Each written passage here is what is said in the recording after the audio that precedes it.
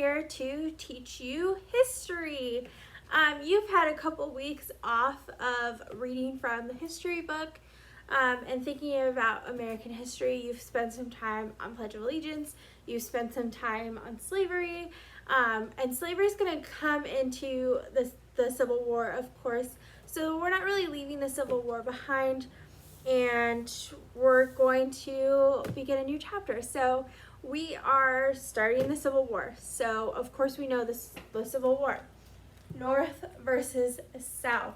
Slavery versus no slavery is what it comes down to. There are other reasons which I will talk about, but when I think about the Civil War, I always think that the cause was those who wanted slavery and those who didn't. So slavery caused much of the war, like I said. So, your introduction. The history of slavery stretches back to the founding of the United States. Southern states based their economy on slavery. Slavery also provided money for the North. Interesting note, okay? We always think South slavery, which is true, and we think North no slavery. However, slavery did have benefits for the North, but the North is going to be anti-slavery. Many Americans opposed slavery. This issue divided the nation. Southern states succeeded after Abraham Lincoln was elected president. The Civil War began in South Carolina and continued on the eastern and western fronts. The cost of war was great. Many Confederate and Union soldiers lost their lives. President Lincoln issued the Emancipation Proclamation that promised to free all enslaved people in rebellious states once a Union victory was achieved. General Robert E. Lee and his men surrendered at Appomattox Courthouse. The South had lost the war. Slavery ended in the United States. After years of working to save the nation from disunion, Lincoln was assassinated. The nation would need time to heal and rebuild. So what caused the Civil War? You're going to read about that in pages 138 through 142. So I'm going to go over what is in those pages, and then you're going to read them on your own. So what caused the Civil War? While the country was growing, there was a division between the North and the South. When the two sides can no longer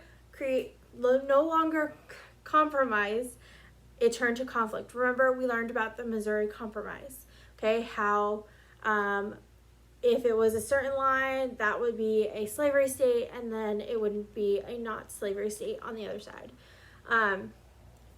It eventually gets to the point where they can't compromise anymore and turns to conflict.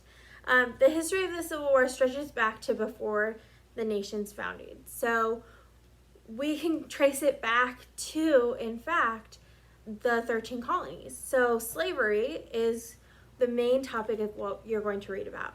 So African slaves, so people from Africa, arrived in Jamestown in 1619. In fact, John Rolfe, who married Pocahontas, brought 20 Africans from a Dutch ship.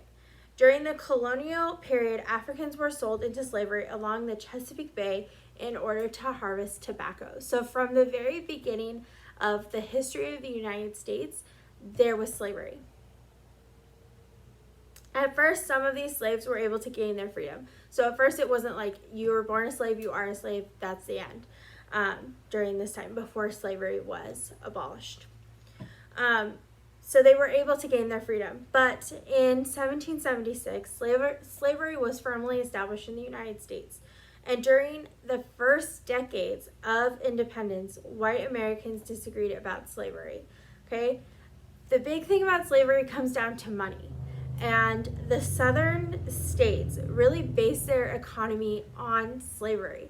They depended on African slaves to harvest their crops. So tobacco, cotton, all of those different things that they harvested in the South. So cotton, tobacco, and rice.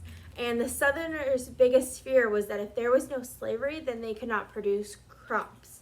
And like I said, slavery also provided money for the North. So on page 148, it talks about that. So until 1808, many ships sailed from New England to Africa and brought slaves to the Americans. Even after the international slave trade ended, slavery made money for the North. Okay, so many Southern cotton traveled to England on ships from New York City. Selling cotton grown by enslaved people made many northern merchants rich. So the cotton that was produced and picked by the slaves was then sent to the north where it was sold by northerners. So northerners were making money on the cotton that was picked by the slaves. That's how the North made money through slavery. Also, we can talk about the opposition. So on page 141, it's going to talk about opposition, 140 and 141. So one of the reasons is that it was unchristian. So many Christians said, hey, God made people in his own image and we should all be equal. We should all be brothers and sisters in Christ. Financial reasons. Uncle Tom's Cabin by Harriet Beecher Stowe was also a huge impact and showed opposition because it showed what slavery was like. Also, there was the Dred Scott case. Dred Scott was a slave who sued his owners for his freedom, but he lost. And so the ability for a slave to do that is in this one case.